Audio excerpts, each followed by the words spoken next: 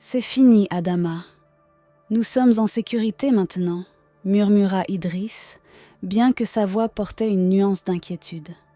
Juste au moment où le cercueil allait être descendu, Adépholaque ordonna fermement « Ouvrez-le, ou vous ne serez pas payé ». L'homme hésita, mais s'exécuta, déglutissant nerveusement. Alors que le couvercle grinçait en s'ouvrant, ce qu'ils virent à l'intérieur les laissa haletants de stupeur. Lorsque le couvercle du cercueil se souleva lentement, les hommes reculèrent de peur. Capitaine, le chien, s'avança, jeta un coup d'œil à l'intérieur, puis sortit soudainement en courant du cimetière. Adépholaque était perplexe. Quoi que ce soit qui ait effrayé Capitaine à ce point devait être grave. Elle s'approcha prudemment, et en regardant dans le cercueil, elle poussa un cri et s'effondra. À la place du corps de Sam, il y avait un tronc de bananier habillé de son agbada. « Sam, où es-tu » Son cri était si fort qu'il semblait résonner dans tout le cimetière. Capitaine courut directement vers le gardien du cimetière, Baba, aboyant furieusement après le vieil homme. Surpris par le comportement frénétique du chien, Baba marmonna pour lui-même. « Qu'est-ce qui prend ce chien ? Est-ce une sorte d'esprit ?» Mais alors que les aboiements de Capitaine persistaient, Baba sentit que quelque chose n'allait vraiment pas et suivit rapidement le chien. Alors que Baba se dépêchait de suivre Capitaine vers la tombe, un frisson lui parcourut l'échine. Ayant travaillé dans le cimetière pendant plus de 10 ans, il avait été témoin de nombreuses choses étranges, mais rien de tel. Le chien était désespéré, aboyant et tirant sur le pantalon de Baba, l'incitant à se dépêcher. Lorsqu'ils arrivèrent à la tombe, Baba vit Adépholaque tremblante au sol. « Madame, que s'est-il passé ? Pourquoi criez-vous » demanda Baba d'une voix incertaine. Adépholaque pointa d'une main tremblante le cercueil. « Il est vide ! Ce n'est pas Sam, c'est un tronc de bananier !» Les yeux de Baba s'agrandirent en jetant un coup d'œil dans le cercueil. La vérité le frappa durement. Quelqu'un avait échangé les corps. La question pressante était de savoir qui avait fait cela et, plus important encore, où se trouvait le chef Sam Adua. Si vous êtes nouveau sur notre chaîne, n'hésitez pas à vous abonner et à activer les notifications pour ne manquer aucune mise à jour. Votre soutien nous aide à créer les histoires que vous aimez. Assurez-vous de consulter la boîte de description ou la carte ci-dessus pour regarder la première et la deuxième partie de cette vidéo. Maintenant, préparez votre pop-corn pour une nouvelle histoire captivante. Le docteur Idriss se préparait à quitter l'hôpital après la fin de son service. Il était environ 9 heures du matin et il espérait passer une journée tranquille. Cependant, alors qu'il s'approchait de la sortie, il remarqua 2 policiers entrer dans l'hôpital. Son cœur fit un bond et instinctivement, il se cacha derrière une colonne voisine. Ses pensées s'emballaient. Que faisaient les policiers ici ? Une sueur froide se forma sur son front alors qu'il sentait que quelque chose n'allait pas. Son instinct lui disait de rester prudent. De son poste caché, le docteur Idriss observait les policiers s'approcher de l'infirmière à la réception. L'un d'eux, un homme grand avec une expression sévère, s'avança et montra son insigne. « Bonjour, madame », dit-il d'une voix grave et autoritaire. « Nous sommes ici pour voir le directeur ou le médecin-chef de cet hôpital. » L'infirmière, surprise par leur apparition soudaine, cligna des yeux, étonnée. « Y a-t-il un problème ?» demanda-t-elle nerveusement. Le policier ne répondit pas directement à sa question. Son ton resta ferme, presque menaçant. « Amenez-nous simplement la personne responsable, ou vous serez arrêté pour obstruction à une enquête. » La peur passa dans les yeux de l'infirmière, et ses mains tremblaient légèrement tandis qu'elle acquiesçait et les conduisait dans le couloir jusqu'au bureau du médecin-chef. Le docteur Idriss, toujours caché, sentait son cœur battre à tout rompre. « Que se passe-t-il ? Pourquoi sont-ils ici ?» se demandait-il. Il savait qu'il ne pouvait pas se montrer, du moins pas avant de comprendre ce qu'il recherchait. Il les suivit prudemment à distance, hors de vue. L'infirmière frappa timidement à la porte du docteur Abbas, le médecin-chef, qui était occupé à consulter des dossiers. « Entrez !» dit-il en ajustant ses lunettes tout en levant les yeux. Lorsque la porte s'ouvrit, le docteur Abbas haussa les sourcils de surprise en voyant les policiers. Il retira ses lunettes et les posa sur le bureau. « Bonjour, messieurs les officiers », les salua-t-il en essayant de cacher sa confusion. « Qu'est-ce qui vous amène ici si tôt ?» Sans hésitation, le policier principal se présenta ainsi que son collègue, montrant au docteur Abbas leurs identifications. « Docteur Abbas ? Un cas nous a été signalé ce matin concernant le corps manquant du chef Sam Adoua, » commença l'officier d'un ton sérieux. Le docteur Abbas fronça les sourcils, la confusion accentuant les rides sur son front. « Le corps manquant ?» répéta-t-il, visiblement perplexe. « Mais son corps a été confirmé et récupéré par sa famille hier pour l'enterrement. Comment est-il maintenant manquant ?» L'expression du policier resta grave. Selon le rapport, le corps a été exhumé tôt ce matin après que le chien du défunt a manifesté un comportement étrange près de la tombe. Lors de l'exhumation, on a découvert qu'un tronc de bananier avait été enterré à la place du corps du chef Sam Adoua. Les yeux du docteur Abbas s'écarquillèrent de choc et il se laissa tomber sur sa chaise, une main couvrant sa bouche. « Mon Dieu !» s'exclama-t-il. « Comment une telle chose a-t-elle pu arriver ?» Les policiers restèrent silencieux, leurs yeux fixés sur le docteur Abbas, attendant sa réaction. Le docteur Abbas se ressaisit rapidement et leur fit signe de s'asseoir. « Asseyez-vous, je vous en prie, » dit-il d'une voix un peu plus assurée. « Laissez-moi appeler l'employé de la morgue immédiatement. Il devrait pouvoir expliquer ce qui s'est passé. » Pendant ce temps, le docteur Idriss, qui avait écouté la conversation juste à l'extérieur du bureau, sentit son sang se glacer. Un tronc de bananier ? La panique monta en lui. Son esprit lui cria de fuir, et il ne perdit pas une seconde. Il fit demi-tour et s'élança dans le couloir. Le bruit de sa fuite précipitée attira l'attention d'une infirmière de passage qui l'interpella. « Docteur Idriss, pourquoi courez-vous » Mais le docteur Idriss ne s'arrêta pas. Il devait quitter l'hôpital, et vite. Il n'y avait pas de temps pour expliquer ou réfléchir. Il savait que la police le chercherait une fois qu'elle ferait le lien. Les conséquences de ce qui s'était passé commençaient à se dénouer, et ce n'était qu'une question de temps. Adama était dans la cuisine, concentrée sur la préparation du petit déjeuner, lorsque l'une des domestiques s'approcha d'elle. « Madame, votre téléphone n'arrête pas de sonner », l'informa la domestique. « Oh, je vois », répondit Adama en s'essuyant les mains avec une serviette. « Finissez rapidement la cuisine et appelez-moi quand le repas est prêt. » Elle tendit la spatule et sortit de la cuisine. En prenant son téléphone, le cœur d'Adama fit un bond. Il y avait plus de 20 appels manqués d'Idriss. Ses sourcils se froncèrent d'inquiétude. « Pourquoi Idriss m'appelle-t-il ainsi ?» se demanda-t-elle, sentant une légère inquiétude dans son estomac. Quelque chose n'allait pas. Sans perdre plus de temps, elle composa son numéro. Le téléphone sonna à peine 2 fois avant qu'Idriss ne réponde. Sa voix tendue et précipitée. « Allô, Idriss.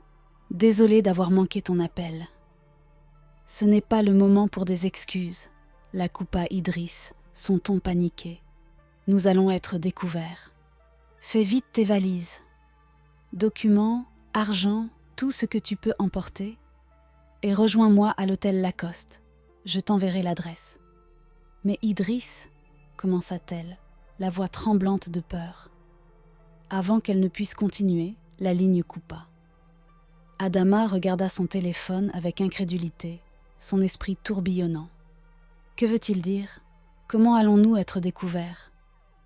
La panique commença à s'installer, et ses mains tremblaient alors qu'elle essayait de comprendre ce qui avait pu mal tourner. De retour chez le docteur Obina, M. Williams et le docteur Obina discutaient tranquillement dans le salon lorsque la porte s'ouvrit brusquement. Surpris, ils se levèrent d'un bond, le cœur battant. Mais ce n'était que le chef Sam, paraissant faible mais bien vivant. Il avait été inconscient pendant 2 jours et venait tout juste de se réveiller. Bien que toujours fragile, il semblait visiblement en meilleure santé que lorsqu'il avait été amené. « Chef, vous êtes debout ? Vous nous avez vraiment fait peur, » dit Williams, un soulagement évident dans sa voix.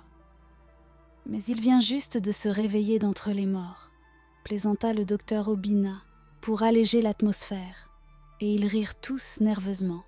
« Asseyez-vous » proposa le docteur Obina en guidant le chef Sam vers une chaise. Alors que le chef Sam s'asseyait, M. Williams commença à lui raconter tout ce qui s'était passé pendant qu'il était inconscient, y compris comment un tronc de bananier avait été enterré à sa place, trompant tout le monde lors des funérailles. « Comment avez-vous fait cela sans que personne ne le remarque ?» demanda le chef Sam, sa voix encore faible mais empreinte de curiosité. « Je travaille dans cet hôpital depuis des années et je connais tous les recoins, » expliqua M. Williams. « J'ai dû vous placer dans le cercueil initialement pour que votre famille puisse vous voir. Mais après que tout le monde soit parti, juste avant que j'appelle les porteurs de cercueil, je vous ai rapidement retiré et mis le tronc de bananier à votre place. » Le chef Sam avait l'air perplexe. « Ils n'ont pas ouvert le cercueil avant de l'enterrer ? » « Cela, je ne sais pas, et je ne peux pas le dire, » admit M. Williams. « Mais s'il l'avait fait, à l'heure qu'il est, tout le monde serait à ma recherche. » Le chef Sam resta silencieux un moment, traitant tout ce qui s'était passé. Puis, avec un regard déterminé dans les yeux, il dit « J'ai un plan. » Le docteur Obina et M. Williams se tournèrent vers lui, choqués. Le changement soudain dans le comportement du chef Sam était surprenant. Malgré son état affaibli, il y avait une lueur de résilience et de détermination dans ses yeux. Pendant ce temps, Adépholac rentrait à la maison avec Capitaine, assis calmement sur la banquette arrière. Ses pensées étaient un mélange chaotique de confusion et de colère face aux événements étranges de la matinée. L'image du tronc de bananier dans le cercueil de Sam la hantait, et le comportement étrange de Capitaine augmentait son malaise. « Que se passe-t-il vraiment ?» se demanda-t-elle, serrant fermement le volant. Alors qu'elle prenait un virage, son téléphone sonna, la sortant de ses pensées. Elle jeta un coup d'œil à l'écran et vit un numéro inconnu. Fronçant les sourcils, elle répondit à l'appel, gardant une main sur le volant. « Allô ?» La voix qu'elle entendit à l'autre bout du fil la fit freiner brusquement, arrêtant la voiture en plein milieu de la route. « C'est Sam, ton frère, et je suis vivant. » Le cœur du docteur Abbas commença à s'emballer tandis qu'ils approchaient de la morgue, un sentiment de malaise grandissant à chaque pas. Le couloir était étrangement silencieux, l'agitation habituelle de l'hôpital remplacée par une tension palpable.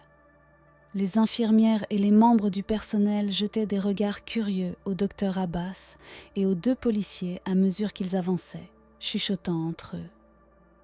Lorsqu'ils atteignirent la morgue, la porte était fermée à clé et il n'y avait aucun signe de M. Williams. « Il devrait déjà être ici », murmura le docteur Abbas, de plus en plus anxieux.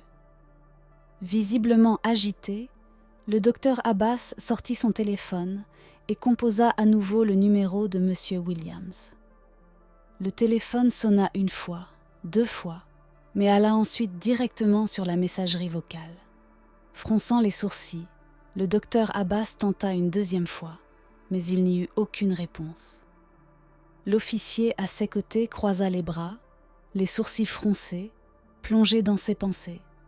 Frustré, le docteur Abbas retourna à la réception, où la réceptionniste le regardait avec appréhension. « Appelez M. Williams pour moi », ordonna-t-il, La réceptionniste composa rapidement le numéro, mais après quelques secondes, elle leva les yeux, l'air préoccupé. « Son numéro est éteint », rapporta-t-elle. Le malaise du docteur Abbas s'intensifia. « Son téléphone est éteint ?» répéta-t-il à haute voix, comme pour essayer de traiter la situation. Se tournant à nouveau vers l'infirmière, il demanda « Qui était le médecin de garde hier ?» L'infirmière, sentant la gravité de la situation, répondit rapidement « Monsieur, c'était le docteur Idriss. » Le docteur Abbas acquiesça, mais l'infirmière ajouta quelque chose qui le glaça jusqu'aux os. « Mais je l'ai vu courir hors de l'hôpital ce matin, monsieur. » Les yeux du docteur Abbas s'écarquillèrent de surprise. « Courir ?» interrogea-t-il. « Oui, monsieur, » confirma l'infirmière, sa voix tremblant légèrement. Il avait un comportement très étrange et ne s'est arrêté pour parler à personne. Les deux policiers échangèrent des regards entendus, leurs expressions devenant plus sévères. Le plus âgé des deux, qui avait jusqu'alors gardé le silence, s'avança. « Maintenant, nous avons une véritable affaire, » dit-il d'un ton sérieux. Le docteur Abbas sentit une sensation de naufrage dans son estomac. « Que voulez-vous dire ?» demanda-t-il. L'officier soupira, regardant le docteur Abbas droit dans les yeux. Un corps manquant, un employé de la morgue disparu, et maintenant un médecin en fuite. Cela commence à ressembler à plus qu'une simple coïncidence. Nous devons retrouver M. Williams et le docteur Idriss immédiatement. Le docteur Abbas ressentit une vague de nausée l'envahir. Si le corps du chef Sam Aduwa manquait réellement, et si le docteur Idriss et M. Williams étaient impliqués dans une sorte de méfait, les conséquences seraient catastrophiques. Il avait toujours été fier de diriger un hôpital respectable. Mais maintenant, avec la possibilité d'un scandale imminent, sa carrière et la réputation de l'hôpital étaient en jeu. Le cœur d'Adama battait à tout rompre, alors qu'elle emballait précipitamment ses affaires, fourrant 16 vêtements et objets de valeur dans une grande boîte. Dans sa précipitation, elle oublia de fermer la porte. 16 mains tremblaient, tandis qu'elle se déplaçait rapidement, consciente qu'elle avait peu de temps. La maison, autrefois son refuge, lui donnait maintenant l'impression d'être un piège qui se refermait sur elle. La voix de la domestique la fit sursauter. « Madame, vous partez en voyage ? Le repas que vous m'avez demandé de préparer est prêt, » dit la domestique, d'un ton innocent, inconsciente de la tempête qui se préparait. Adama ne la regarda à peine. « Ne t'en fais plus, tu peux le donner à Capitaine, » répondit-elle sèchement, continuant à emballer frénétiquement. « Mais madame, Adépholac a nourri Capitaine hier soir, et elle n'est pas revenue, » ajouta la domestique avec hésitation. Adama se figea. Elle se tourna lentement vers la domestique. « Qu'est-ce que tu viens de dire ?»« Adépholac et Capitaine ne sont pas là, madame, » répéta la domestique. Un frisson parcourut l'échine d'Adama. Où étaient passés Adépholac et Capitaine? Et pourquoi n'étaient-ils pas revenus? Quelque chose n'allait pas. La panique monta en elle alors qu'elle se précipitait dans la chambre de son mari, fouillant dans les tiroirs et les armoires, à la recherche de tout ce qui avait de la valeur ou qui pouvait être incriminant. Elle savait qu'elle devait faire vite. Juste à ce moment-là, son téléphone sonna à nouveau. C'était Idriss. D'une main tremblante, elle répondit. « Adama, pourquoi mets-tu autant de temps ? Peux-tu te dépêcher, s'il te plaît ?» Sa voix était frénétique, presque désespérée. Il n'attendit pas sa réponse avant de raccrocher. La panique dans sa voix ne fit qu'amplifier la peur d'Adama. De quoi avait-il si peur ? Quoi qu'il se passe, c'était bien pire qu'elle ne l'avait imaginé. Elle attrapa ses derniers documents ainsi qu'une somme d'argent et se précipita vers la porte. Alors qu'elle sortait, traînant la lourde boîte derrière elle, le bruit de pneus crissant fit bondir son cœur. Elle se retourna juste à temps pour voir la voiture d'Adépholac entrer en trombe par la porte. Avant qu'elle ne puisse réagir, Adépholaque sortit de la voiture, le visage déformé par la colère, se dirigeant vers Adama. « Où penses-tu aller ? Tu penses pouvoir nous tromper tous, hein ?» Adama tenta de garder son calme, mais sa voix tremblait lorsqu'elle parla. « Je ne sais pas de quoi vous parlez, madame. Je vais simplement passer du temps avec ma famille. » Le rire d'Adépholaque était froid et moqueur. « Oh, je vois !» ricana-t-elle, les yeux plissés. Elle se tourna vers le portail et cria « Sani, ouvre la porte !»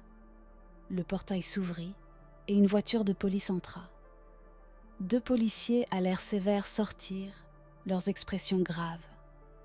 Le cœur d'Adama battait à tout rompre alors que la peur la saisissait. Elle pouvait sentir les murs se refermer sur elle alors que les officiers s'avançaient vers elle. Adama sentit ses genoux faiblir et elle réalisa qu'il n'y avait aucune échappatoire. Avant même que les officiers ne puissent parler, elle tomba à genoux, des larmes coulant sur son visage. « S'il vous plaît, ne m'arrêtez pas !» cria-t-elle, sa voix brisée. « C'était Idriss. Il m'a demandé d'empoisonner le chef Sam. » Les yeux d'Adépholaque s'écarquillèrent de choc. Les policiers se figèrent, échangeant des regards en tentant de comprendre ce qu'ils venaient d'entendre. L'air était chargé de tension, et pendant un moment, le temps sembla s'arrêter. Adama tremblait en levant les yeux vers Adépholaque. « Je vous en prie, madame, je n'avais pas le choix, » pleura-t-elle, la voix brisée. « Il m'a menacée. Il a dit que si je ne l'aidais pas, il détruirait tout. » Le visage d'Adépholaque se déforma sous l'effet d'un mélange de colère et de stupeur. Elle avait toujours soupçonné qu'Adama cachait des secrets, mais cela dépassait tout ce qu'elle aurait pu imaginer. Le poids des mots d'Adama la frappa comme un coup de massue. « Tu as empoisonné mon frère ?» La voix d'Adépholaque n'était qu'un murmure, sa fureur à peine contenue. Des larmes coulaient sur le visage d'Adama alors qu'elle hochait la tête, son corps secoué de peur.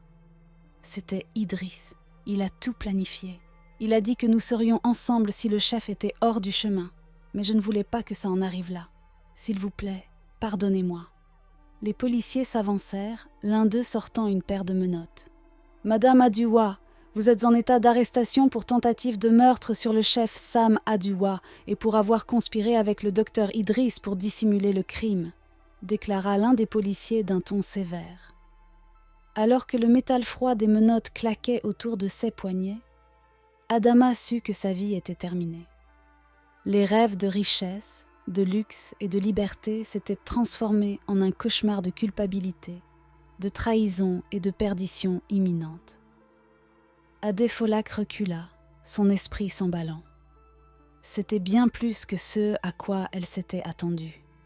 Elle était venue ici pour confronter Adama, pour la forcer à dire la vérité, mais elle n'avait pas prévu de découvrir quelque chose d'aussi sombre. L'aboiement de capitaine ramena Adépholaque à la réalité, et elle se tourna pour voir une voiture entrer dans l'allée. Pendant un instant, le monde sembla s'arrêter. Le chef Sam Aduwa sortit de la voiture, paraissant faible mais belle et bien vivant. Le cœur d'Adépholaque bondit de soulagement et de joie, tandis qu'elle courait vers son frère, l'enlaçant avec force. Des larmes coulaient sur son visage alors qu'elle le serrait contre elle, la peur et l'incertitude des derniers jours s'évaporant enfin. Adama, maintenant entre les mains de la police, se tourna pour voir Sam. La vue de lui, vivant, debout et en bonne santé, l'écrasa. Des larmes remplissaient ses yeux, non pas de soulagement, mais de la culpabilité et de la honte accablante qui la consumaient. Elle avait tout perdu. Les policiers, implacables, la poussèrent à l'arrière de la voiture. Elle jeta un dernier regard à Sam, voulant dire quelque chose, n'importe quoi, pour s'expliquer, pour s'excuser. Mais la porte claqua, scellant son destin. Alors que la voiture commençait à s'éloigner, elle aperçut une dernière fois Sam, entouré des personnes qu'il aimait vraiment. Capitaine, entendant la voix de son maître, força la fenêtre de la voiture à s'ouvrir et courut vers Sam. La joie du chien était palpable, alors qu'il aboyait et agitait sa queue, sautant pour saluer son maître. Sam s'agenouilla pour embrasser Capitaine, son fidèle compagnon. Le personnel domestique, y compris les domestiques, sortit en courant pour saluer le chef Sam, leurs larmes et sourires remplis d'une véritable joie. Sam était rentré chez lui, et avec son retour, un sentiment de paix et de normalité fut restauré. Adama et le docteur Idriss firent face à de graves conséquences légales. Leur procès fut rapide, avec des preuves accablantes et des témoignages menant à leur condamnation. Adama, autrefois une femme qui semblait tout avoir, fut condamnée à la prison à vie pour sa tentative de meurtre sur son mari. Le docteur Idriss, le cerveau du complot, reçut une peine similaire. Tous deux passeraient le reste de leur vie à payer pour leurs crimes. Monsieur Williams, qui avait risqué tout pour sauver le chef Sam, arrêta de travailler comme morticien. En reconnaissance de son courage et de sa loyauté, le chef Sam lui offrit un poste dans la société Aduwa, un emploi qui non seulement offrit de la stabilité, mais aussi restaura la dignité et l'honneur de Williams. Le docteur Obina, qui avait utilisé ses compétences pour sauver la vie de Sam, fut généreusement récompensé. Le chef Sam s'assura que la gentillesse du docteur fut récompensée, lui fournissant les ressources dont il avait besoin pour vivre confortablement. Quant à Adefolak, elle resta aux côtés de son frère, sa loyauté inébranlable. Elle avait été la seule à soupçonner que quelque chose n'allait pas, et sa persévérance avait joué un rôle crucial dans la découverte de la vérité. Sam n'oublia jamais cela, et leur lien devint encore plus fort. Cette histoire nous rappelle que la tromperie, aussi ingénieusement qu'elle soit exécutée, ne peut échapper à la vérité éternellement. Adama et Idriss, poussés par la cupidité et le désespoir, pensaient pouvoir manipuler leur chemin vers une vie meilleure, mais leurs actions menèrent à leur chute. La vérité, représentée par la loyauté indéfectible de Capitaine et la persévérance d'Adefolak, trouve toujours un moyen de se révéler. Ceux qui agissent avec intégrité, courage et bienveillance, comme M. Williams et le docteur Obina, sont finalement récompensés. Cette histoire souligne également l'importance de faire ce qui est juste, même face au danger ou à l'incertitude. Elle montre que la véritable loyauté et l'amour, comme ceux de Capitaine et d'Adefolak, sont des forces puissantes qui peuvent apporter justice et guérison, même dans les moments les plus sombres. Si vous avez aimé cette histoire et que vous souhaitez en voir d'autres, n'hésitez pas à vous abonner à cette chaîne et à activer l'icône de notification afin que, dès qu'une autre histoire sera postée, vous soyez les premiers informés. Je vous promets que vous ne serez pas déçus. À la prochaine!